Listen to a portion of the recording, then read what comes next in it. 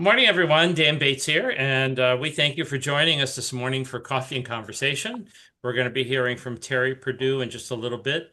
A lot of information about shared Harvest Food Bank, and I think that industry altogether, kind of an overview and some risks and some things that are happening. So it's going to be a great presentation. I'm really looking forward to this one. We are on Zoom, so if you have any questions, I'm sure Terry won't mind if you interrupt him and ask those questions. If you're on Facebook Live, which tends to be our larger audience, type your questions in and Laura will get them answered for you. With that, you know who I am, you know who our presenter is, you know what the protocol is. Now we're going to find out who all of you are. So, Tiffany. Good morning, everybody. I'm Tiffany Crabb, Director of Marketing at the Greater Hamilton Chamber. So I'm going to go around my screen, just introduce yourself and let us know what company you're with. And we will start with Robert Roth. Mute here. Good morning, everyone. Robert Roth Photography. Glad to be here this morning with everybody here. Do photography in the commercial real estate and business headshots. So good morning, everyone. All right, Jill Cates. Good morning. This is Jill Cates. I'm with Easter Seals Redwood and serving several young adults that live in Butler, Warren, and Claremont counties that have some barriers to employment as well as training. And I'm sure we have a lot of folks that use the Shared Harvest Food Bank. So thank you, Terry. Jason Michael Miller. Hey everyone, I'm Jason Michael Miller with the Greater Hamilton Chamber of Commerce. Sydney Tasky. Hi, Sydney Taskew. I'm a financial advisor with Edward Jones here in Hamilton. Nancy O'Neill. Good morning. I'm Nancy O'Neill with Greater Hamilton Chamber. And Scott Stevens. We're doing introductions, so let us know who you are. Scott Stevens, Big Brothers, Big Sisters of Butler County. Good morning. Laura Merrill. Good morning, Laura Merrill with the Greater Hamilton Chamber. And I think I got everybody. So Terry, we'll turn it over to you. All right. Okay, so good morning, everyone. We are talking about a conversation that is very personal to me. And so I have the privilege of serving as the executive director here at Shared Harvest Food Bank. And we are a part of Feeding America. So we're a partner of Feeding America, which is the National Hunger Relief Organization. There are 200 food banks across the country, but there was only 12 in Ohio. And so it's very special that we have a food bank here in Butler County. We have a 5-county service territory, which is comprised of Warren, Butler, Preble, Darke, and Miami counties. So our mission is to find, rescue, and distribute food to people living in poverty through an efficient network. And so what that means is we have currently 116 partner organizations that are food pantries, soup kitchens, and shelters who depend on us primarily for the food that they stock their shelves with to distribute to people. So here in Butler County, we have 35 partners, and specifically in the city of Hamilton, there are 11. If you want to know who those are on our website, we list all of those. So for someone to access a food pantry, there are income guidelines, so they must fall at or below 200% of the federal poverty level. And for our network, the average household size that we serve is 3. And so the income guidelines for an average household size of 3 is about $4,442 a month. So it's pretty generous. Pretty much everyone who comes seeking food assistance would qualify. All of our partner organizations use a shared data system. And so we can see at any point how many people are accessing food pantry on which days. So we're able to monitor those trends very closely, and we do. But to give some clarity around the people who are seeking help, um, they are generally what we call food insecure, which is not a relatively new term, but it has in some ways replaced the word hunger. And so, according to the USDA, food insecurity is defined by someone who lacks consistent access to foods to help sustain the energy levels they need to be productive throughout the day. Um, and that is generally who is coming to our network. So in Ohio, the poverty rate is 12.7%. So looking at our local community, the city of Hamilton's poverty rate is 19.6. So it's quite significantly more than what the state is. For Fairfield, it's a little over 8%. For Westchester, it's 7%. And Middletown, it's 17%, just to give you some perspective. Last school year, in the city of Hamilton, about 68% of the entire student body was eligible for the free and reduced lunch program. That's substantial. For the city of Fairfield, it's 42%. And so we have to think about when those children go home in the evenings and the weekends, what access to food do they have? And our studies found that about 1 in 5 of the children on the free and reduced lunch program have very, very limited resources when they go home. And so primarily the food they're getting through school is what they're eating. We partner with the city of Fairfield, the city of Hamilton, and their summer feeding programs as well to help supplement and provide fresh produce and things for families throughout the summer. So in terms of what we have seen for people who are coming through our pantries in the past 5 years, it's somewhat alarming to us because during COVID, so 2020, we had seen record numbers of people, obviously, seeking food assistance. And then between the 2022-2023 period, we leveled out at about 8,400 households coming through our food pantry network in Butler County. And that's about 24,000 people in total. And so just this past year, that has increased by more than 2,000 households. And that may not sound like a lot, but we've held steady around 8,400 households year over year. And so in just the past 3 years, we've seen a significant climb. And that is directly attributed to the cost of living, the cost of food. You don't have to be low income to realize how much groceries cost now. I remember not too long ago when eggs had skyrocketed to $7 a carton. And so that had traditionally been a food item that families go to make an entire meal for their families. It was a lower cost food item. And so that's just one example of many where staple food items have become just unaffordable. So, food sources. So, we distribute nearly 13 million pounds of food each year that we've rescued from going to the landfills. And we rely on a variety of sources to round out our full inventory. And about 24% of our food inventory comes from federal and state sources.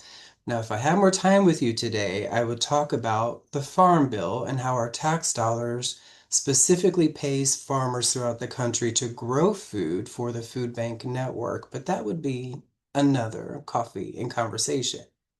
And so just a few years ago, our entire inventory was made up of about 48% of federal and state sources, but that has declined in just the last few years to about a quarter. So from a half to a quarter.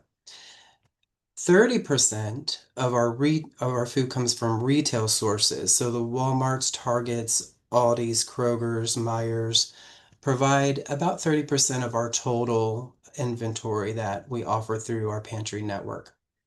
That has increased to about 60%, and we attribute that to largely to the Kroger Fulfillment Center that we have in Monroe. We're very fortunate, along with the Amazon Fresh facility in our community. We receive a lot of our donations from retail to help supplement what we lost through federal and state sources. But we're concerned because with the introduction of AI, there's more predictive analysis where these retailers are able to more accurately predict what consumers will buy. And that leaves less for donating to our network. And so that is a serious threat that we're looking at that we have to be mindful of.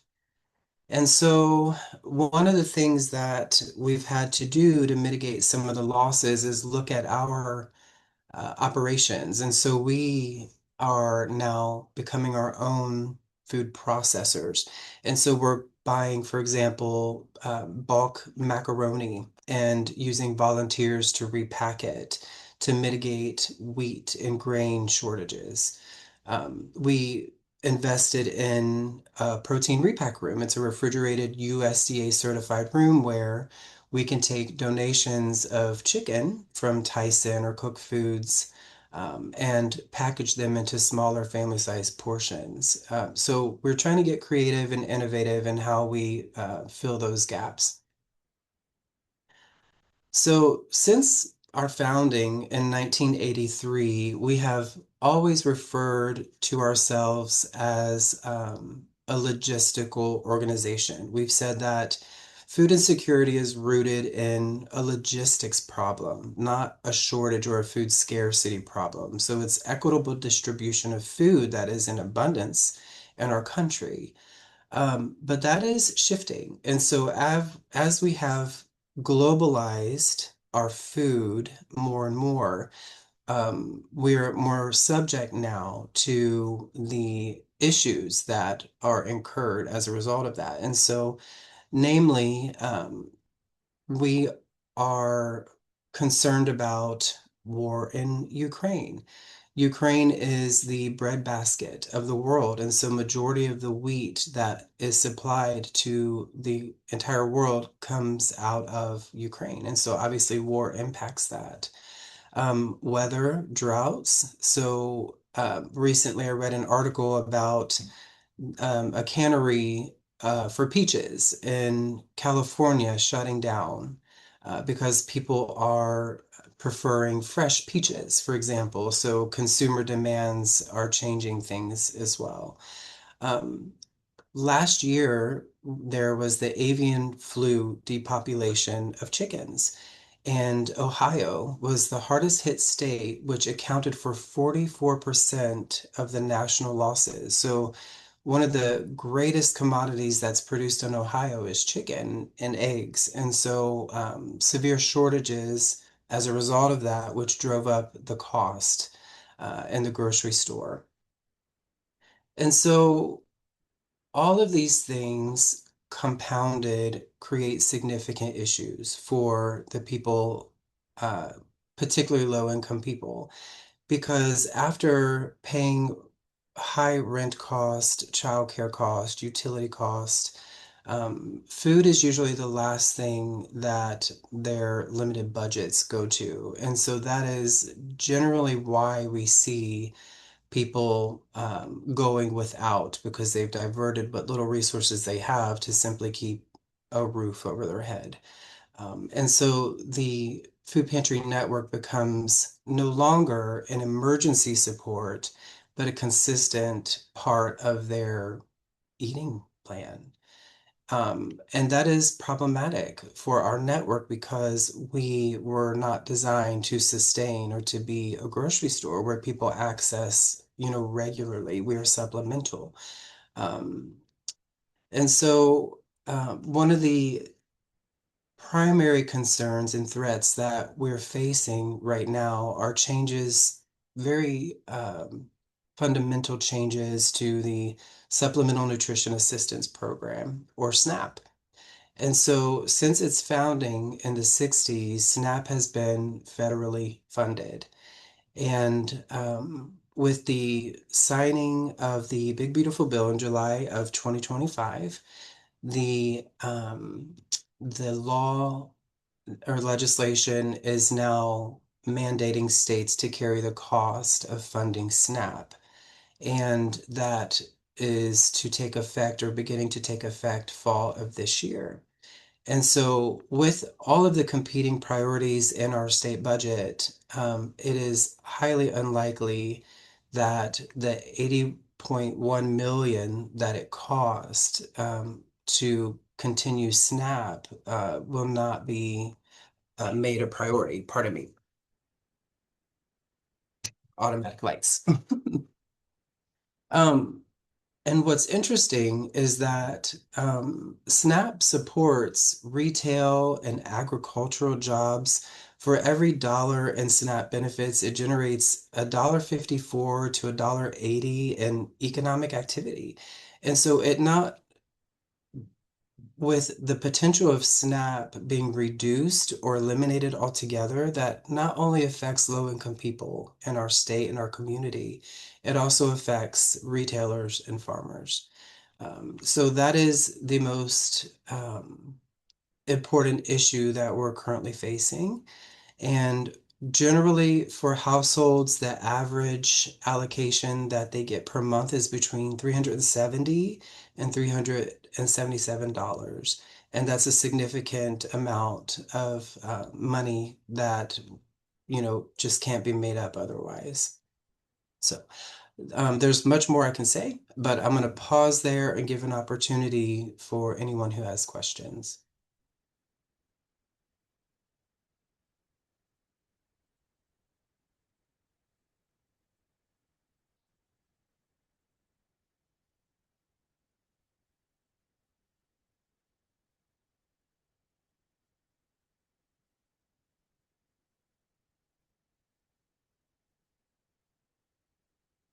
Okay. So, that is all very dismal. So what I want to suggest is, we as a charitable food provider try to stand in the gap to, to mitigate any issues in our community relative to food insecurity, and advocate on behalf of people who are unable to have consistent access to food. And so one of the things we try to do is just stay on top of all these policies and things that provide food supports for low-income people. And I would also suggest to any of you to stay aware. Also, the Farm Bill is very important because it houses funding for the WIC program, for the Free and Reduced Lunch program, for SNAP, and what we call the Emergency Food Assistance Program. And those funds are slated to be cut substantially to redirect for other priorities. And so what we can do as individuals is advocate and petition our elected officials to make decisions that are not harmful to the people who depend on those services. We ask people to donate financially, because every dollar that's donated we can turn into 8 meals. And of course, volunteering. So as we're reinventing ourselves, to make up for these food shortages, repacking pasta and things like that, we could certainly use all the hands that we can get to make that possible.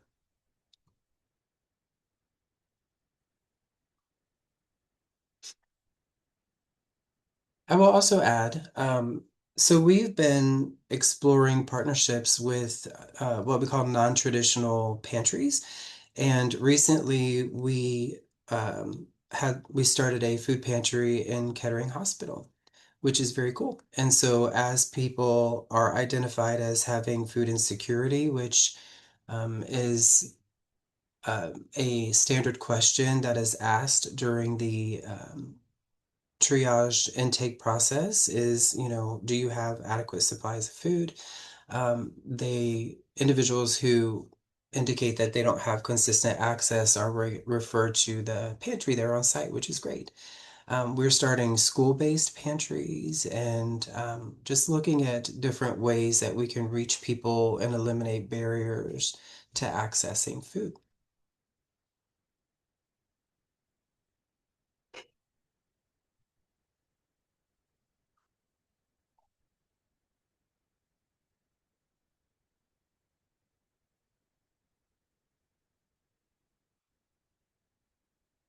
Okay. Hey, Terry, I have a question.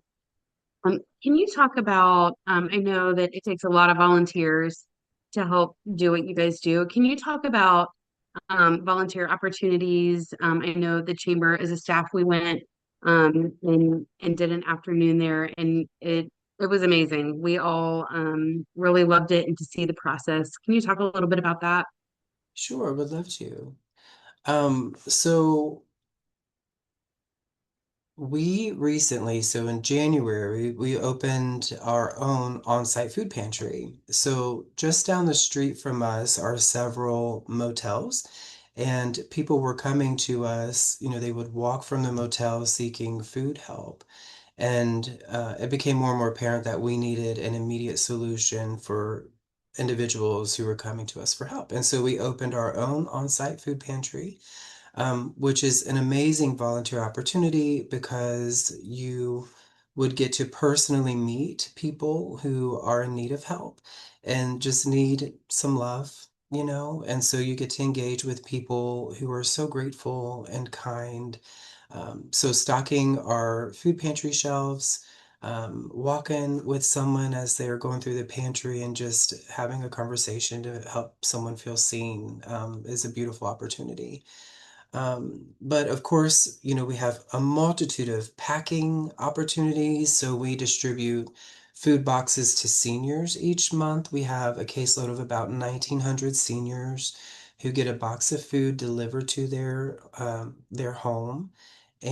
But we depend on dozens of volunteers to help pack those boxes.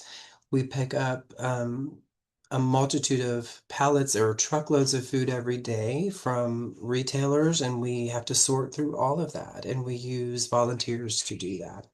So we're only 26 staff members, and throughout our 5 counties, we're serving about 47,000 people a month.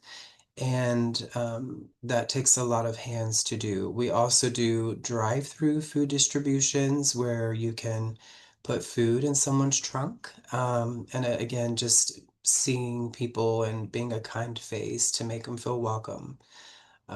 But in addition to Shared Harvest, as I mentioned, we have well over 30 food pantries, soup kitchens, and shelters that we partner with who could certainly use help as well. And I see, Scott, you have a question. Hey, Terry, question. Do you have times when some of your clients want to also volunteer and give back? I know it causes some challenges. I know when I ran a food pantry, that was always an issue. If they want to volunteer, how do you guys handle that? What are the opportunities for the clients who want to give back? Sure. And that's a very interesting point because, we try to make it clear that there is nothing required of them, to do so. And so we would treat them like anyone else. We have, I'll give you an example. So in Preble County, it's a very rural county and there's hardly anything there. So we'll have about 200 cars line up, some as early as 12 a.m., waiting for a 9 o'clock food distribution. And we'll have a handful of volunteers show up because it's kind of an hour away. It's kind of far for some volunteers. And so the people driving through to get help will see we're shorthanded. And we've had situations where they pull to the side and they're like, hey, like, we just want to be extra hands for you. And of course, we don't want to turn them away. We need the help. And, we just have to make it clear that it's not a condition for them to get help. Right. But it's nice that they can actually, in that situation, to give back and help their neighbors as well. Absolutely. Yeah. Yeah. Another thing they do is they carpool a lot, which is so sweet. A lot of people don't have transportation, Scott, as you know. And so they'll carpool or they'll pick up food for their neighbor or someone they know, which is lovely. Terry, Yes. I'm just kind of, you have a calendar, I believe, here online of events. Is that volunteer events? Is that something that if anybody wanted to be a part of that? Looks like you have Fairfield, Middletown. Yeah, both the Fairfield and Middletown locations. It looks like Hmm. that, at least close by, anyway. Yeah, thanks for mentioning that. So we've tried to make it super easy for people to volunteer on our website under the Give Help section. You click on volunteer, and then you will be able to see days and times and types of volunteer opportunities and how many people are needed, how many slots are remaining. A very easy process to do. And for the businesses that may be represented here today, we often have a lot of corporate groups come in. It's an amazing team building exercise for you to bring, 12, 40 people together to do something really meaningful and purposeful for the community, but also have like internal competitions between departments on who can pack the most and things like that. And so we certainly welcome you and invite you to our website to pursue those opportunities. Thank you, Robert. Terry, I have another question. And you might have touched on this, but what trends are you seeing right now in the number of families seeking assistance? Is it, sorry, is it pretty consistent or is it up? I know, with food costs rising and everything rising, are you seeing an uptick in that? Yeah, and just the past year, we've seen 2,000 more families come through. And that is challenging because, we have only so much capacity within our network. And as a result of that, we've had several new partnerships come through, one being Catholic Charities, for example, who have a significant presence in Cincinnati. They're looking to kind of augment supports that already exist in Fairfield, but to help fill in some of those gaps where the other thing I want to mention is families can go to a food pantry in general once per month, and they're needing supports more frequently than that. But we don't inhibit or prohibit them from going to multiple pantries. And so that's what families are starting to do. So yeah, we've seen 2,000 families is quite a lot just for Butler County, and we don't anticipate that number going down anytime soon. In fact, in the fall, we're very concerned about what may happen with SNAP because we cannot supplement a loss for 40,000 people who are currently depending on SNAP.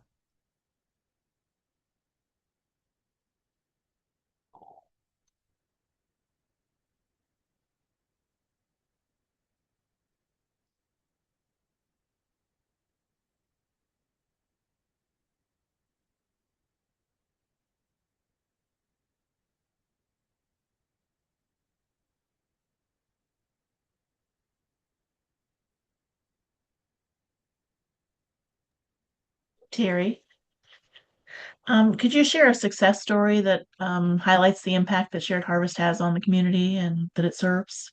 Yeah, absolutely. Mhm. So, having our on-site food pantry has been really helpful because often, we're behind the scenes and we don't get to see the impact of the people. And so now, we're gathering those stories.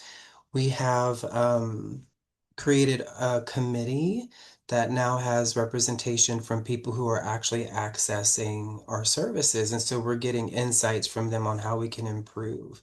But I will share, we recently had a gentleman who had substance addiction and was released from prison. And we have a prison outreach program where in the last 30 days of their stay, we helped them sign up for SNAP benefits. But he was released.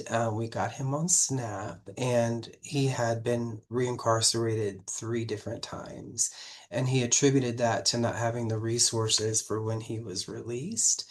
And so we were so privileged to intercept and at least help get him access to food consistently, and of course referrals to other providers in the community for all his other needs. And so um, having, during COVID, many of our pantries resorted to a drive-through food distribution model, which is very impersonal. And so we've spent the past several years going back to the choice grocery store model where families can shop themselves.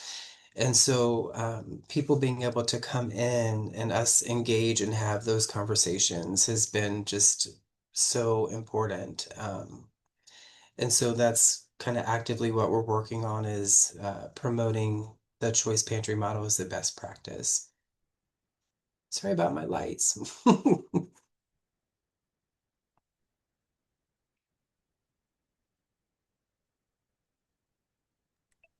And Terry, Ben Cornish wrote a question in the chat. He was asking if you could repeat the percentage of students. Yeah. So for the city of Hamilton, and this is according to the Ohio Department of Education, and it's public information. You can see by school district. But for the city of Hamilton, it was 68%. And for the city of Fairfield, it was around 40, between 40 and 43%. So it's quite substantial. I will add, so if a school district has 25% or more of their student body who are considered low income, then that entire school district will, or pardon me, that school will become what is called have community eligibility provisions, meaning the entire student body is eligible for free and reduced lunch. And there was legislation recently proposed, which was unfortunately or fortunately not passed, proposing that that 25% threshold be changed to 75%. So ultimately leading to less children having access to free and reduced lunch. So it's the environment that we're in currently. Terry, what is something hopeful or what gives you hope in when you see so many different challenges every day? I think what is helpful for me is, you know, when I first assumed this role, I got a lot of questions about people abusing the system and not really understanding members of our community who rely on supports, and with all of us experiencing the burden of cost, the inflated food and fuel and housing costs, I think there's what I'm seeing is a little more empathy. And I believe that's where it starts. That's where change begins because, we start to advocate for one another. We're in this together and we stop demonizing people who need help. And so that's encouraging to me to see.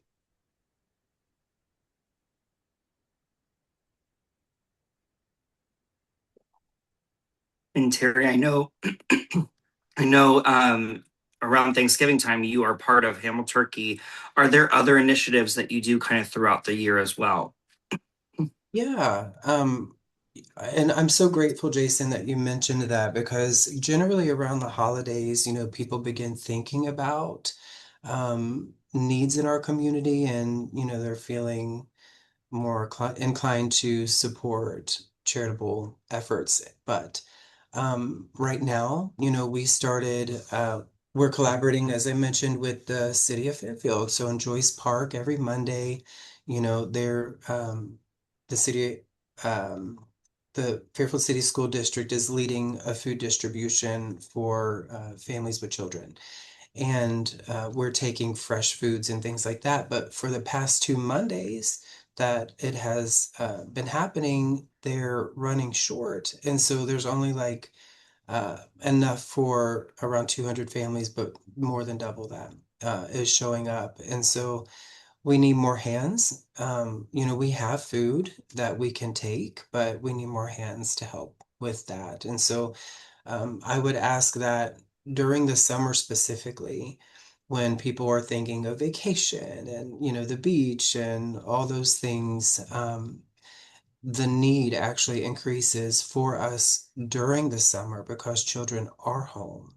And parents are, obviously needing to feed their kids and they don't have the free and reduced lunch. And so I ask that people remember specifically during the summer that those supports are especially needed. Um, and so, yeah, an effort like summer feeding is currently what comes to mind. Are you able to send me information that we can put on our community calendar for volunteers? For sure. Absolutely. Thank you.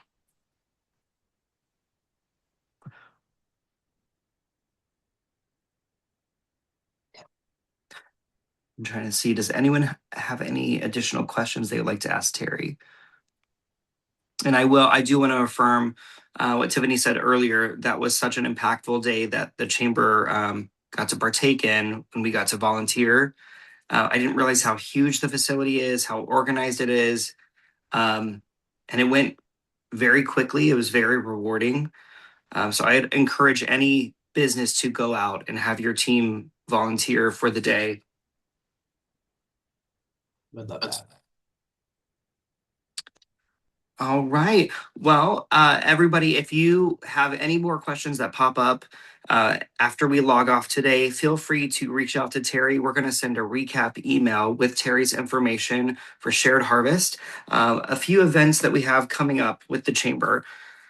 We have a ribbon cutting on June 12th with Household Books. Used bookstore that is beautiful in Hamilton just opened up. We have a networking leads at lunchtime on June 16th at All Ate Up under new ownership. We also have a ribbon cutting at Bradford Place in Hamilton on June 17th. And then on June 23rd, we will have a coffee and conversation with Linnell Lyons Wilson of Terra Luna Pilates. And she will be talking about health benefits for your employees. So any events that we have coming up at the chamber, feel free to head to our website, hamilton-ohio.com. Make sure you stay connected. Hope everyone has a wonderful day. Thank you, Terry. Thank you. Thanks. Bye, everyone. Bye.